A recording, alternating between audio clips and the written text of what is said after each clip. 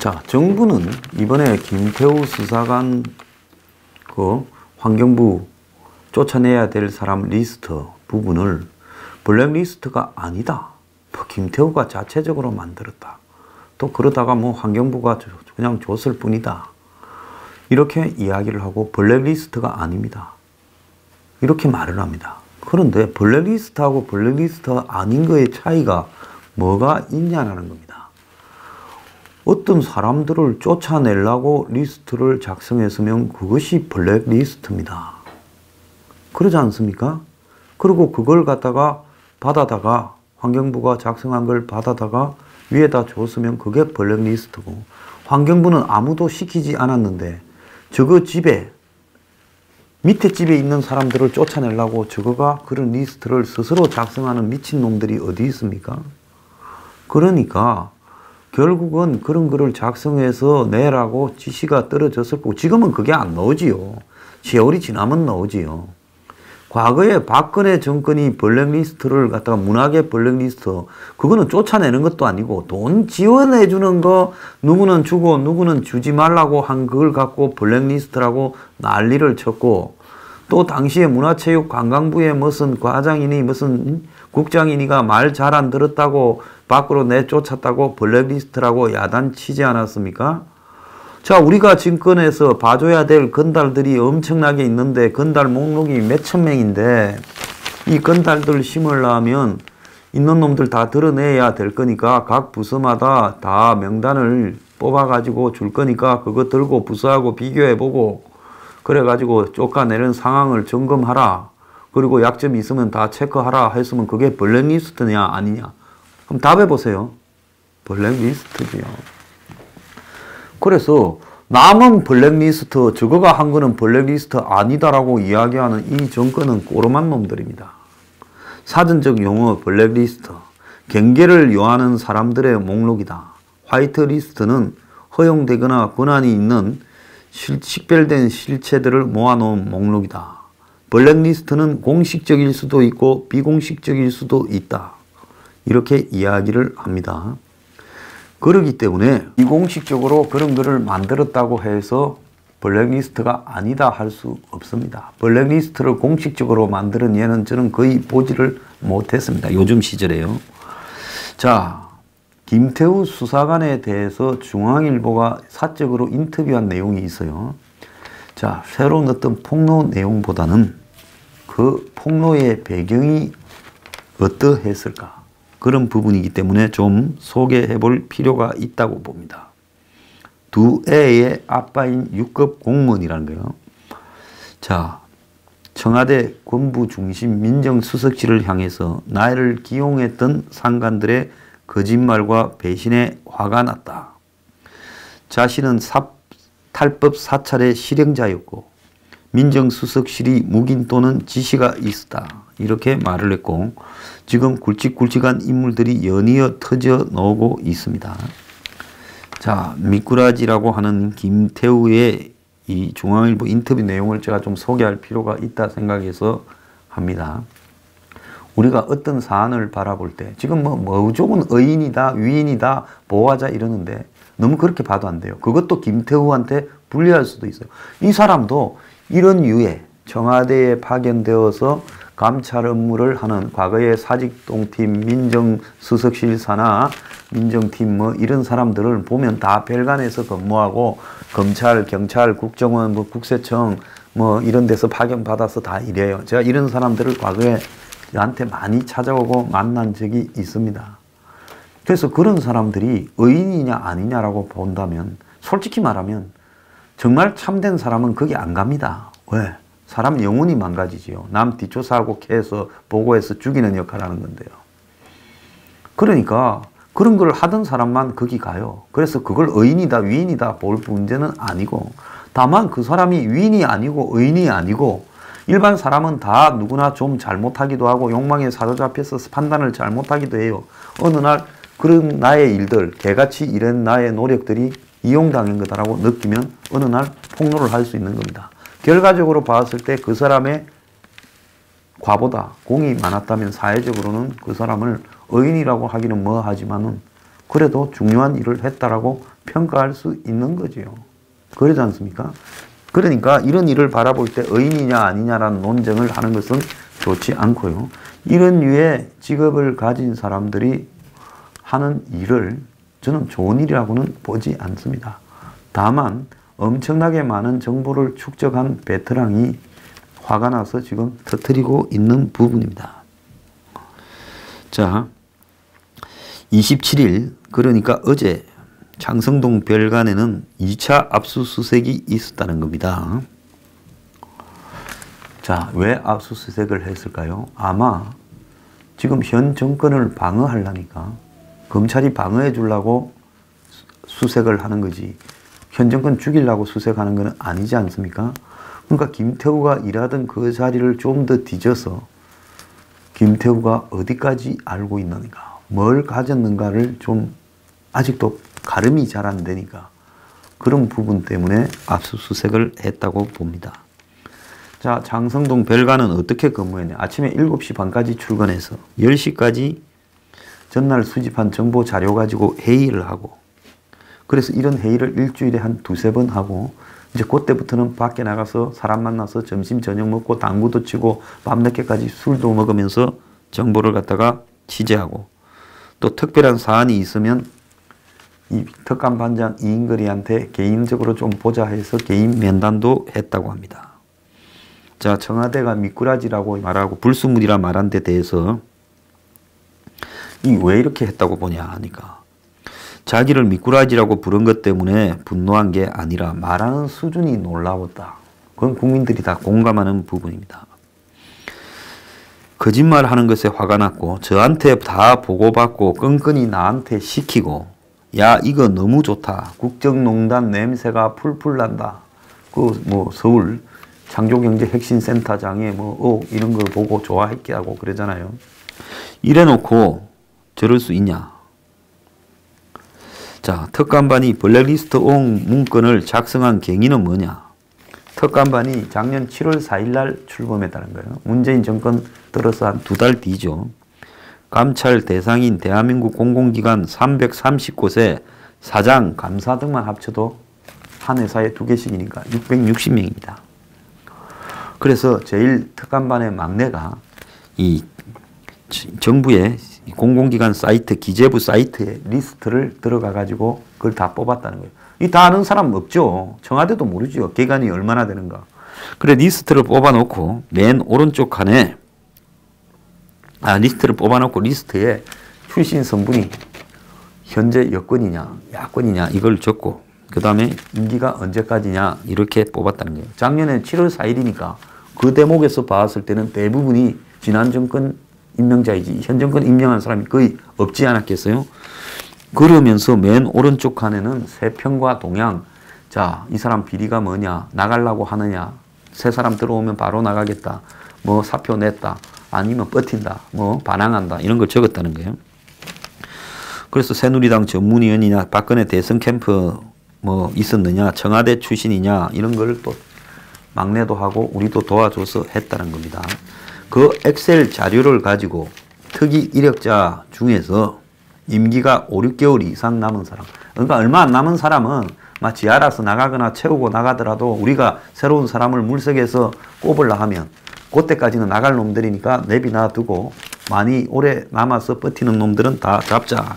이래서 한 200명이 추려져서 8명이 특감반 8명이 그걸 나눠가지고 이제 부서별로 동향을 파악해서 보고를 했다는 겁니다. 그게 이제 이인걸이한테 보고하면 이인걸이가 박영철이한테 보고했다. 둘 다 검사 출신이죠.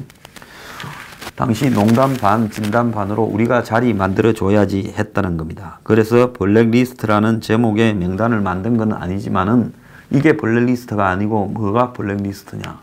맞지요. 그런 일을 하면서 어떻게 생각을 했냐 하니까 좀 위험하다고 생각했다. 자기만 이런 청와대 근무 경력이 있고 나머지 7명은 다 초짜였다. 그러니까 김태우가 아주 특별한 케이스란 거예요. 김태우가 그야말로 조국이든 누구든 이호철이든 누구든 뭐 알 수가 없지요. 좌우가 그런 사람이 봐줘서 들어가지 않았다면 들어갈 가능성이 거의 없죠. 왜? 이명박 박근혜 정부에서 일을 했는데요. 누가 넣어줬는지 알 수 없습니다만은 어쨌든 이 김태우가 전 여권 근무 경력이 있는데 들어간 것은 굉장히 예외적인 경우다.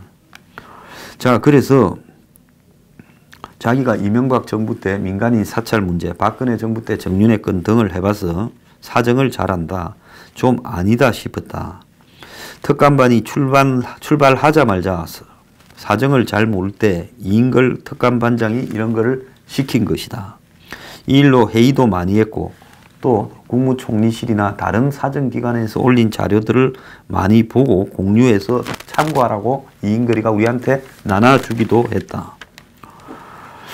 자, 우리만 이 조사를 한 게 아니라 총리실도 그 뒤지는 걸로 했는데 총리실은 민간인 사찰로 된 경험이 있지만 공공기관이라서 괜찮다고 봤을 수도 있다. 하지만 감찰 대상이 아니더라 하더라도 목적이나 방법에 불순한 의도가 있었다면 잘못된 거다. 이건 찍어내기다.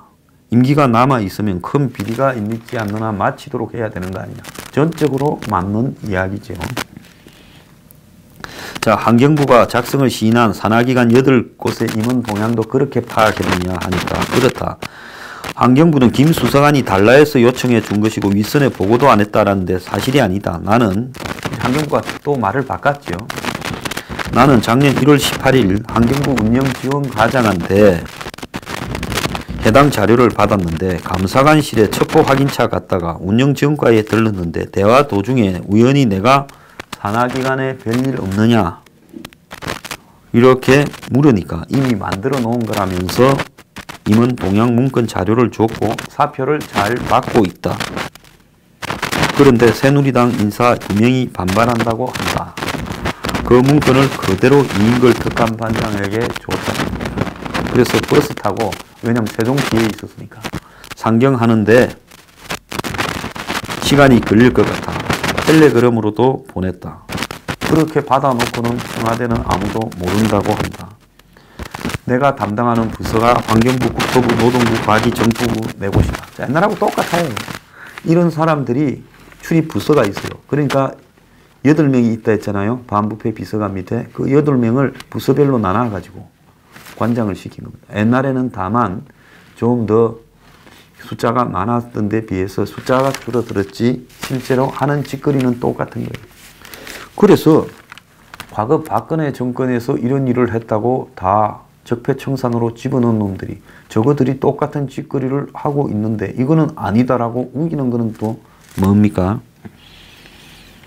그래서 내가 먼저 자료를 요청했다면 다른 세 곳엔 왜 안 시켰겠냐? 꼬리 자르기 하는 것이다. 자, 다른 데도 자기가 4개를 관정하는데 다른 데도 그랬다는 거야. 환경부만 그러면 내가 요청했고 그러면 다른 데는 뭐냐는 거죠. 그러니까 이거는 전부 다 했다. 모든 부서별로 각 부서에 공공기관이 있으니까 거기에 근무하는 감사사장을 쫓아내려고 다 했다는 거예요. 민정수석실 윗선에서는 어떻게 됐냐? 그거는 알 수 없다. 우리는 이인걸이한테 보고를 했다. 청와대를 겨냥해 폭로하는 게 뭐냐? 오늘 대검 감찰 결과 정보 반출 및 골프 접대 등으로 나를 이렇게 중징계 요청했는데 곧 잘릴 거다. 지금 이럴 게 없다. 그동안 일하면서 회의감도 많이 있었고 진여 인사에 대해서 보고하면 하나도 채택이 안 되고 과거 정부 사람 잘못 보고하면 좋아하더라. 특감반 오자마자 쓴 게 김학송 도로공사 사장 일감 몰아주기 건이다. 처음에는 당연히 야권 제보가 많았다. 여권은 계속 근무하다 보니 이제 여권도 해먹잖아요. 그러니까 여권 제보도 들어와서 우윤건이 제보도 했고 그 다음에 김상균 철도공장 공단 이사장 비제보도 했고 그 다음에 이강래 도로공사 그 커피 납품 의혹도 했고 그 다음에 한 장관의 비위건도 보고했다. 장관 건은 2-3번 썼다. 그러다 보니 오랜 기간 미움을 받았고 표적 감찰 당했다. 나는 원래 여야 안 가리고 썼고 박근혜 이명박 정권 때도 그랬지만 이러지는 않았다. 친여권 보고를 하면 건강한 비판으로 받아들여야지 그걸 가지고 죽이려고 하면 되냐. 자, A 장관 건은 뭐냐 하니까 좀 이따 이야기하겠다. 그래서 이것도 재미있을 겁니다. 그래서 김 수사관은 특감반 출범 이후 18건을 자기 것이 첩보로 채택되었다. 20건이 첩보였는데 그러니까 혼자서 일 다 했다는 이야기죠. 다른 사람들은 이런 일을 별로 안 해봐서 5, 6개월 동안 적응하는데 어려움을 겪고 혼자서 거의 일 다 했다.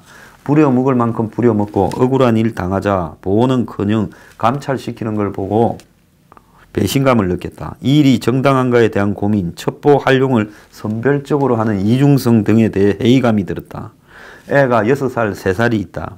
참으려고 했지만 인간적 모멸감 울분에다가 더 이상 청와대 이런 형태를 묵인할 수 없었다. 아직 자기가 당한 부분에 대해서 제가 볼 때는 말을 다 하지 않고 있어요. 아마 청와대의 권력 투쟁의 희생양이 됐을 가능성이 크다고 봅니다. 청와대 3번 근무는 어떻게 가능했냐. 이명박 때 민정수석실에 들어가서 1년 근무했고 박근혜 때 유임돼서 1년 4개월 더 근무했고 우병우가 오면서 다 나가라 해서 복귀했다. 출범 후 6급 수사관 전원에게 청와대 민정실 파견을 원하는 사람이 지원하라는 쪽지가 와서 응시를 했다.